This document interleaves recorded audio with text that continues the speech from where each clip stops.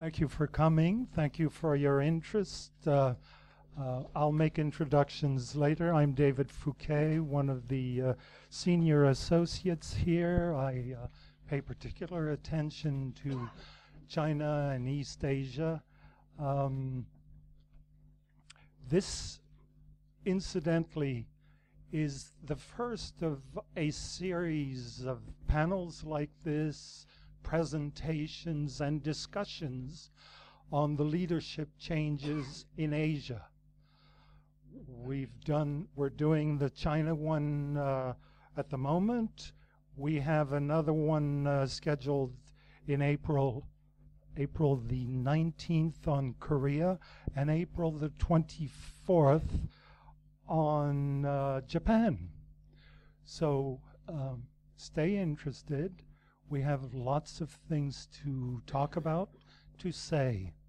I don't want to be too self-indulgent in my introduction, but I do have a few remarks to make because I watch the transition in China as closely as I can from Brussels and as closely as possible from even Tiananmen Square a few days ago.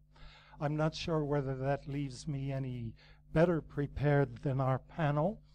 There are still a lot of imponderables everywhere, a lot of variables, a lot of uncertainties, even in our leadership transitions. I'm stimulated to remark that we don't always know what's going to happen when we change leaders in the West.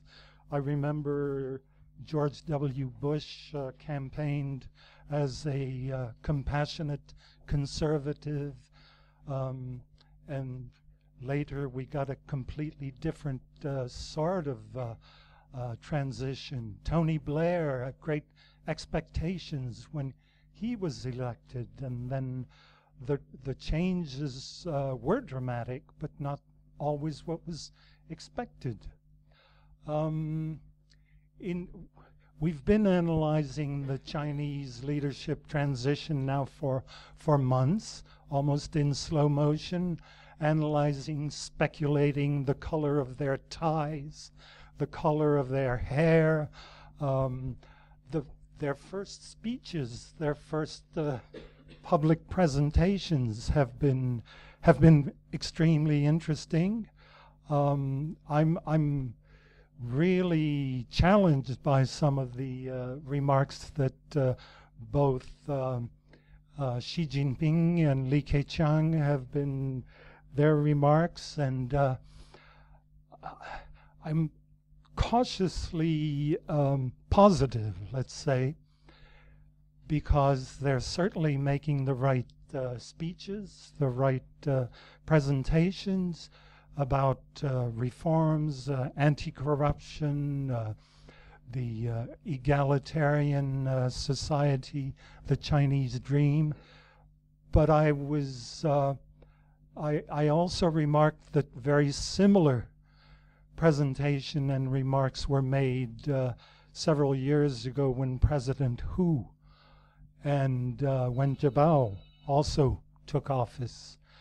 And so only time will tell, I suppose, to use a cliche that I hesitate to use, and I hope our panelists will tell. We have no set division of labor, but Zhang, who's been here, actually, I should present our speakers shortly, briefly, but I hope appropriately. Zhang is from the Chinese Academy of Social Sciences, the deputy director of their European Studies Institute, and we've been very fortunate here in Brussels that he's been here for 2 months now, more than 2 months, studying the European financial and economic crisis. And he's been very active as a speaker around Brussels recently, and we're very pleased to have him. Rebecca Fabrizi has been with us now for a year, roughly, since May or June, I think, as the head of the China desk in the External Action Service, a very central position in the new diplomatic system under the Lisbon Treaty that we have here in Brussels in the European institutions. And I'm sure she'll be looking at it, I think, from the European policy angle. Thomas Koenig is a newcomer, but we know the European Council on Foreign Relations. Some of its speakers are quite notable. Thomas is the head of the China Studies section, which includes some other very prominent colleagues and friends, François Goodman and others. Mark Leonard has also written two, I think, very insightful books. Anyway, I've been going on for too long. We have, it's not noted on the program, we have a question and answer session of approximately a half an hour, and I know Zhang has to leave for another speaking engagement, and I'm sure everyone is has to rush off, but we hope to do justice to this important subject. We're probably going to come with some policy first then and a bit of context afterwards, because I think it's not really my job here today to analyse everything that's going on in China. And indeed, I'd really hesitate to do so.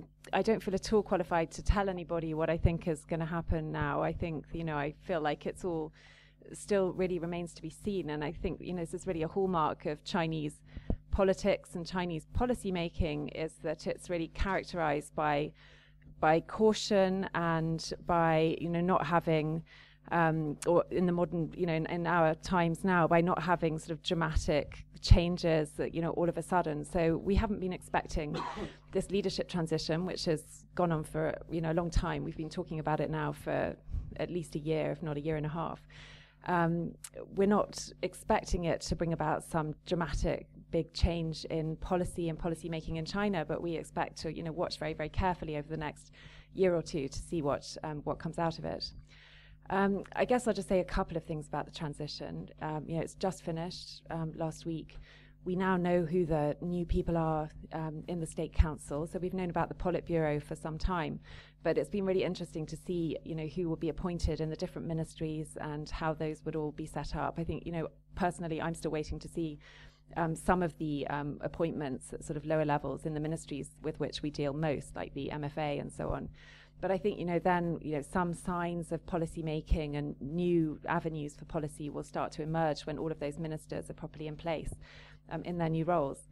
But, I mean, one thing that strikes you about it is that most of the names and so on that we're seeing now, these are not names that are new to us. I mean, these are not sort of a lot of brand new people. They've been around for a while. The Politburo, they're people that we've known about. We've seen them in prominent policy-making positions for a long time. We sort of know what they stand for. There's a lot of discussion goes on about whether there are going to be big reforms, whether we're looking at reformers or conservatives. I mean, really, from where we are now, looking at people in senior positions in the Chinese government, they're all pretty conservative. So, we shouldn't expect there to be some kind of great big change. Nonetheless, there are some particular things, and we've been watching and reading the speeches as well with interest. There are some sort of themes and so on that emerge. And these, of course, reflect some of the challenges that Chinese policymakers are facing. It's pretty clear, if you spend any time looking at China and what's going on in China, that they have a very big and complicated job to do. I mean, I never envy Xi Jinping or Li Keqiang what they have to do over the next 10 years. China, of course, has been very, very successful, huge economic growth and so on, but has now, as economic growth has continued, some of the problems in China have become sort of more and more obvious. And I'm thinking of things like the environmental problems and so on that people face every day, the severe air pollution and food safety concerns, demographic issues.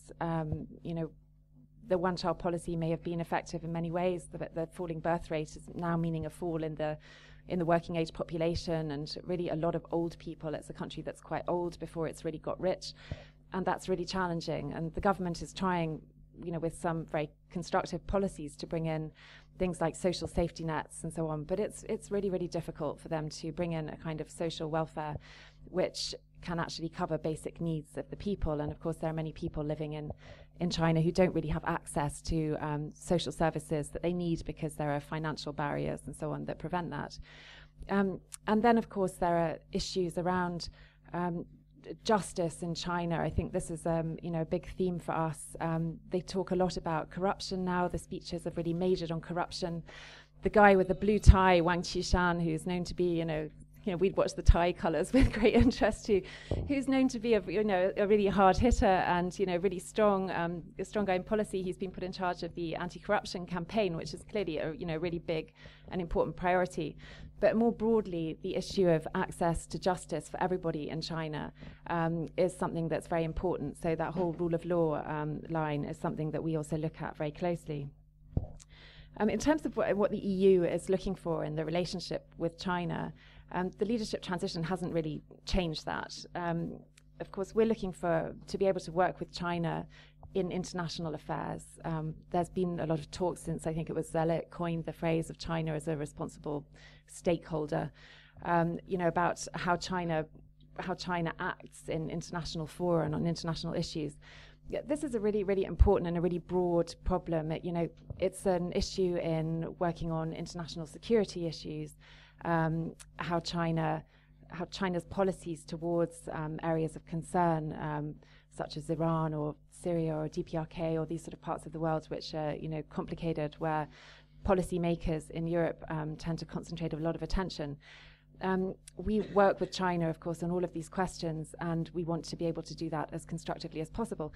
But it goes beyond that. I think anybody, there are probably colleagues here from the Commission, anybody working on any kind of international issue, be it a sort of climate negotiation or any kind of other international issue, everybody is working with China. China is engaged everywhere. And so we want to be able to work with China in a constructive way on all kinds of international issues. We want to work on this issue of rule of law with China, as I've mentioned. And then, of course, the issue which is most comes to the fore when you talk to European member states and European institutions is, of course, always the issue of the economic relationship, where the big substance of the relationship with Europe is. It's a big priority for our member states to be able to trade with China and invest in China, and including investment in sectors which are currently more difficult for international investors. So we also want to be able to ensure that China can be a source of prosperity also for European countries into the future, and that is also a reciprocal relationship with the EU. And we want to continue to promote people-to-people exchanges as well. We've launched a people-to-people dialogue last year, but we think the whole people-to-people exchanges, educational exchanges, and also more broadly issues of migration and tourism and so on are also really important to work on. This translates into policy in many, many different ways. We have a really broad spectrum of dialogues with China. In fact, I counted them yesterday. The different numbers are bandied about, but I was really thrilled to find that we have 88, which is, of course, a very lucky number. So I think that we should work very hard to maintain our 88 dialogues with China. If we make any new ones, we'll have to cancel a few old ones. We have, it may sound like a lot. People often say, all these dialogues, and what are they for? Having a dialogue is really, really important, I think, in these different areas. But of course, it's true that we have to be able to look at them critically and see whether they're translating into policy outcomes. And that is definitely what we're doing at the moment. That's why we've been counting, is to look at exactly what we're doing and where there are overlaps and so on, and where we can make sure that we're really making progress. So I mean, that is that's a part of how we are making our policies with China. We will be pursuing, of course, the summit structure, which is at the head of all of our dialogues, and we're expecting to have a summit with the new leadership later this year. The summit covers all of the different issues in the relationship, but we think that a particular issue that we would really like to concentrate on when we're working with our Chinese colleagues this year is this whole issue, which has been very much emphasized by the new leadership, of green growth, which is a very big and it's a broad issue. It covers many of the things that I've already talked about here. It's a question of sustainability of the development model in China. And it's also a question of dealing with big global issues like the environment and so on. And there's also a question there of trade and investment and opportunities for business as well. We have launched the urbanization partnership with Premier Li Keqiang last year. This is also, we see this very much as a part of the whole green growth agenda. China's urbanization rate, of course, is extremely rapid. I think they're 53% now. You know, it was only a few months ago we were saying that they just reached the 50% tipping point. But in terms of I think urbanization sometimes sounds a little boring to people when you talk about urbanization. You know, what does that mean? Does that just mean building blocks of flats around towns? But this is it's a really, really huge social issue, and it's also an environmental and energy issue, and it's also about opportunities for business. So this is another area that we really want to concentrate on with our Chinese colleagues this year. And then, just to point out one other thing that we think is, very important. I've talked about the rule of law and the importance of that. We often talk about the broader issues of human rights and so on in our policy making with China.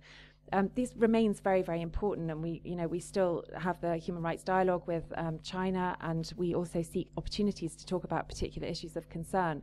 But I think broadly, sort of underpinning all of this, the question of justice in society and rule of law in society is a much wider issue, and that's an area where we would really like to bring more attention in our policy making, because it's not a question really particularly of human rights. It's also a question of rights in business and for investors, and protection of your intellectual property and being able to enforce contracts, and much, much wider questions of great interest for those working with China.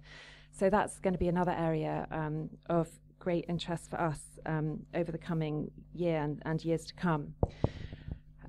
So, I've really just given a sort of overview. I think I'm not supposed to talk for too long, but of areas that we think are of particular interest. But, really just to round off, I'd like to say, that we're very positive about the relationship at the moment. We think we had a really good year last year, some really positive contacts with the outgoing leadership. We had 2 summits where we really agreed quite a rich program of future cooperation. And we also had the visit by he was then Vice Premier Li to Brussels, where we kicked off some new initiatives and think that we established a good relationship there. So we're pretty positive about avenues for cooperation with China over the coming years. And so we're really looking forward to some early engagement with the new leaders, and to setting out a plan of work for what we're going to work on during their tenure. Thanks. Thank you, everyone, for coming. My name is Thomas König, and like mentioned, I'm with the European Council on Foreign Relations. I'm going to be talking, and I agree, of course, with Rebecca when she says that every work we do on China will eventually always be a little bit of guest work, and lots of estimations that can't really be falsified or be admitted to until much later in the day. But nonetheless, a personal issue of mine that I just find very interesting, and I think even though we're just 4 months into it, I still have tried in this little presentation to give you a little sense of some of the certain signs that I've seen within the Xi Jinping-Li Keqiang dichotomy, and what I think we can learn from the signals they've been sending out in terms of what kind of leadership style we might be expecting from them. This is also based on the fact that, there's snazzy graphics everywhere. It would have been a little bit, keep going. and keep going. Right. Basically based on, as well, just the media echo that has been coming up ever since the leadership change. You keep going. There have been a lot of mentions of Xi Jinping as the big reformer, and that might be a big European hope, or that might just be, ennui with the current system. But what is it actually based on? So in general, whenever I was opening up any magazine, newspaper that was talking about the new leadership, what struck me was that there was always a big hope for reform and the big change, and China's not going to be the same it was before. So lots of voices saying exactly that. Keep going. Right. If we look at Xi Jinping, back in 2009, if you look at the following quote, one would think that this would not be coming from a future leader of China. There are some bored foreigners with full stomachs who have nothing better to do than point fingers at us. First, China doesn't export revolution. Second, China doesn't export hunger and poverty. Third, China doesn't come and cause you headaches. What is there to be said? And I would argue that ever since then, of course, he has become a little bit more cautious given his position.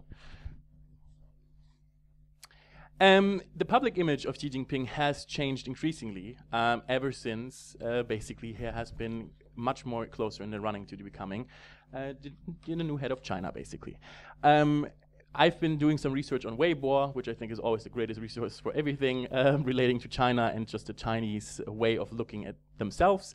And if you can also look at the pictures that we have here, where Xi Jinping is presented as a man of the people, bicycle riding, standing in a crowd of people, with Santa Claus, and just taking a nap on a bus.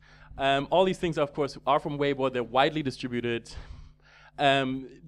They might be a gimmick, but at the same time, I think it's still noteworthy that we have a display of the leader in that kind of capacity. All those pictures are relatively recent from Weibo and have been forwarded and liked many, many, many, many times. Yep. So basically, yes, there's this image of him of being some sort of, approachable new kind of leader who has a different style of things. But I would argue that, of course, he's not as cuddly as we might make him out. Basically, what she argues is that the PRC's first 3 decades of purges and self-sufficient policies were as valuable as those of reforms and opening that came after. This is all based on quotes from him.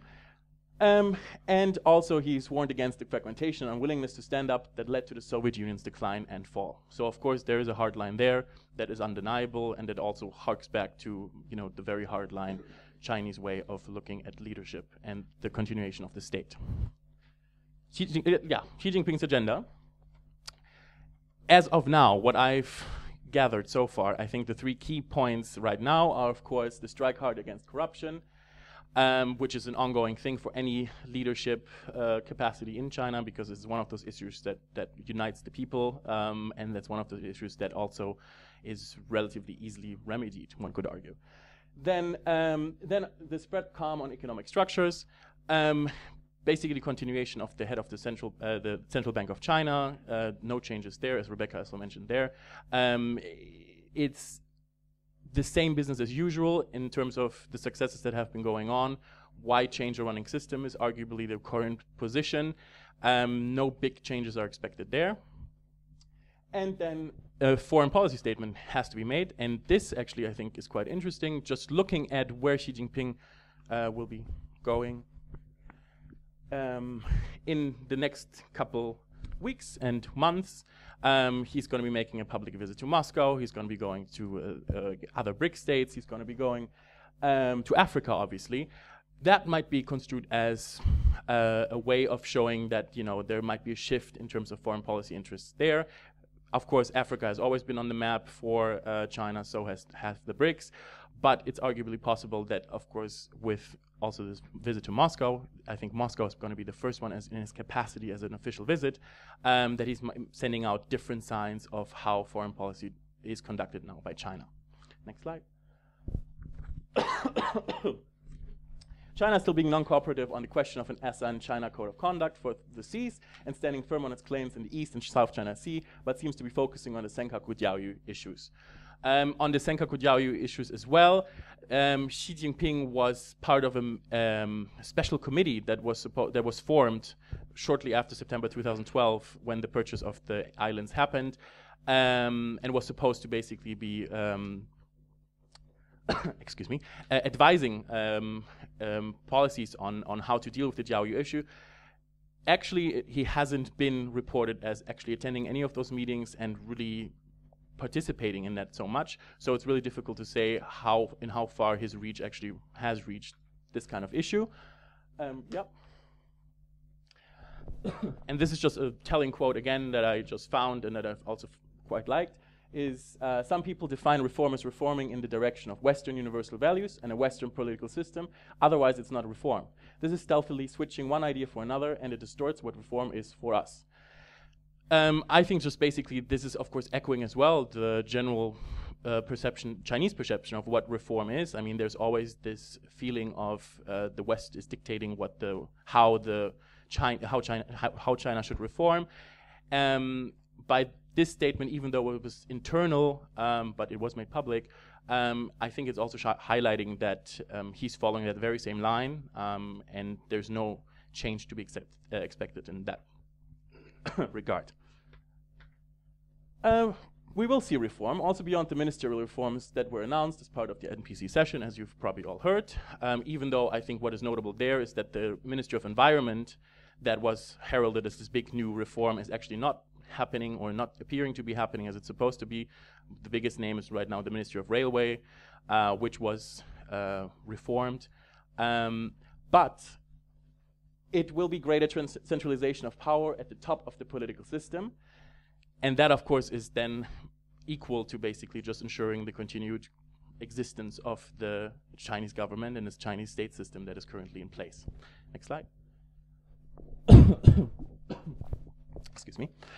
Xi has close ties to PLA, and his rhetoric on military issues has been highly assertive. But while the modernization of the armed forces will continue to break all records of military spending, he will keep his generals in check. Gorbachev's loss of control over the army will not have a Chinese equivalent. That's just basically one of the nice quotes that I found in one of the articles that I actually wrote. And I just wanted to put it out there. Next one. So, just to basically wrap up as well, looking as well as the dichotomy between Li Keqiang and Xi Jinping. Of course, this is the power duo that's supposed to be at the top of the Chinese leadership. Usually, when thinking about Hu Jintao and Wen Jiabao, there was always, we said, a little bit of a tension there, but all in all, they were working quite well. In this case, next slide. The emphasis is completely on Xi, whereas if you remember, Wen Jiabao was, more of the people and was regarded a little bit closer to the people. This is expected to change a little bit, and the focus is supposed to be a little bit more on Xi Jinping. As the sole protege of Hu Jintao and a standing committee that owes much to Jiang Zemin, Li Keqiang could be somewhat isolated. He's likely to focus strictly on domestic issues such as urbanization and welfare, which are nonetheless very important issues, but I think there's also going to be some sort of divide between those two. Next slide. Ultimately, though, we will only see the first real indication of where China will be heading in the next leadership period when the policymakers present their plans at the Central Committee meeting later this fall. Just echoing back what I said in the beginning, of course, it's very difficult to make any real predictions for what is going to be happening, but nonetheless, I hope I was able to give you some sort of indications of what signs and signals have been sent out before. Thank you very much, and all the information about myself you can find here.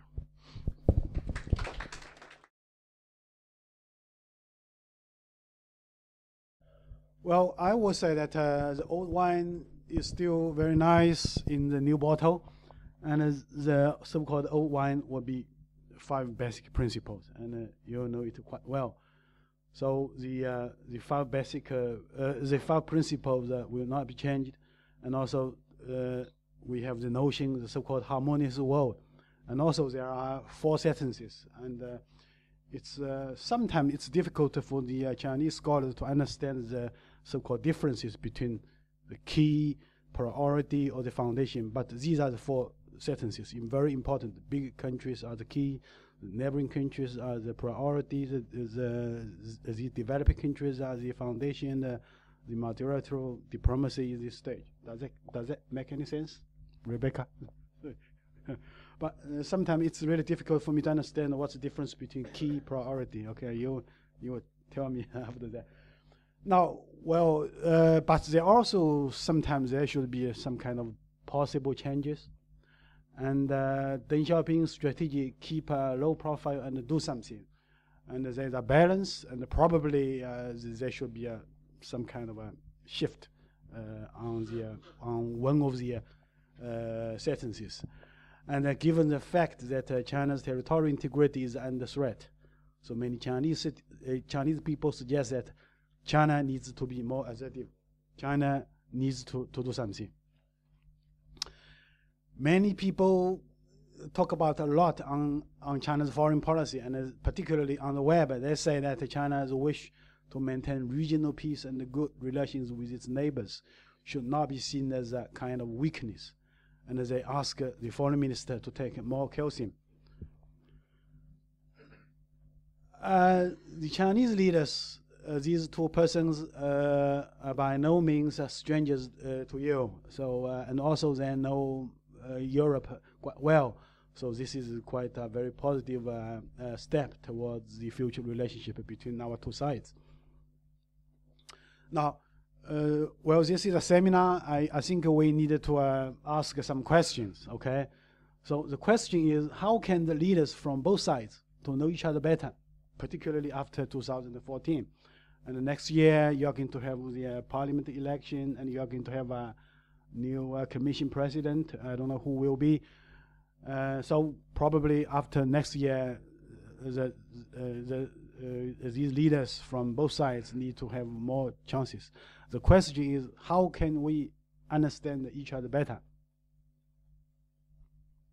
Secondly, how to make the comprehensive strategic partnership more meaningful.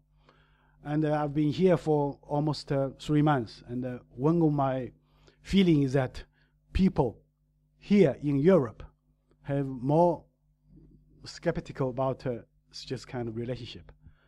Well, yes, you have only 10 strategic partners, and China is criticized by some European scholars to have the wish to have this kind of strategic partnership with everybody, with every country except the Antarctic and Arctic. We have more than 30 or 40 strategic partners. But regarding our partnership, some people in Europe do not believe there is a strategic partnership. So this is a big problem. So now we are going to witness the so-called 10th anniversary of this strategic partnership.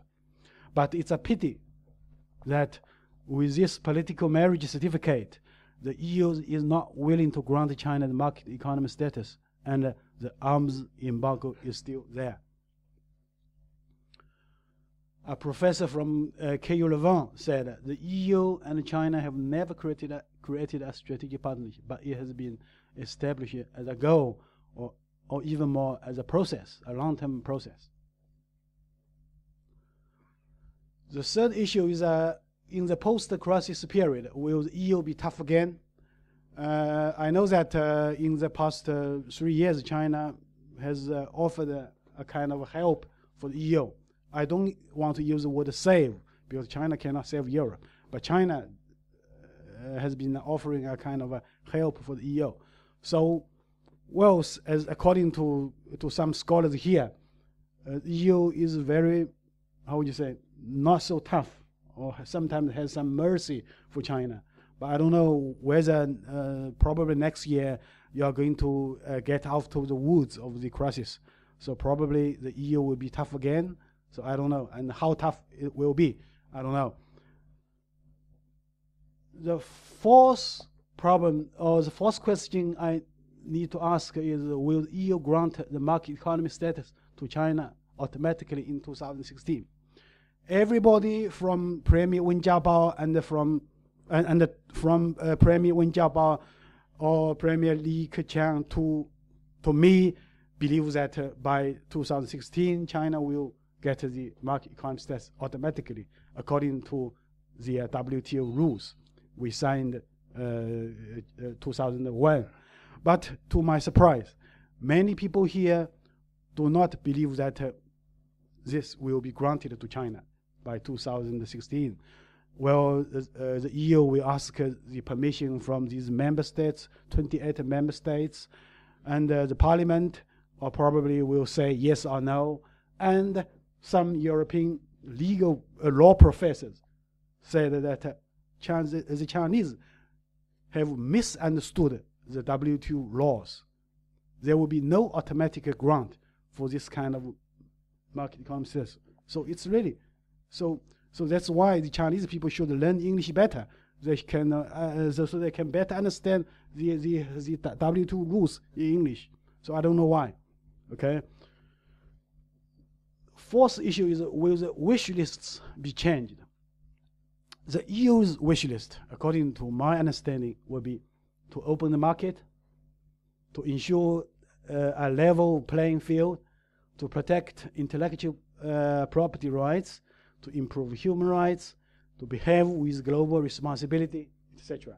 Probably you can have more, but I would say these are the major points. Okay, and China's wish list is somewhat shorter. China's wish list is not to interfere in China's domestic affairs, such on human rights, political reforms, Tibet, Taiwan, etc., and to respect China's own choice of economic and political system. So these are the simple two wish lists. So I don't know if these wish lists will be changed or not. And finally, the fifth problem, the question we need to ask is a EU-China FTA likely? And the EU is going to have a FTA with the US. And David and I published an article not long ago in China Daily. And my personal view is that, well, there should be more negative impact on China than positive. So I want to know if EU-China FTA likely in the near future. Well, great minds think alike, and Thomas also mentioned that these, but the photo you offered us is not correct. No. Okay, Xi Jinping was speaking to the overseas Chinese in the embassy, in the Chinese embassy, not in pro-Mexico. Okay, well, so I will save time by omitting this. So thank you very much. And here, well, I want. David was happy to see this photo. So I was not just I just want to make you laugh. So this sentence, I don't believe these two sentences are true. But anyway, there's some kind of meaning over there. Thank you very much.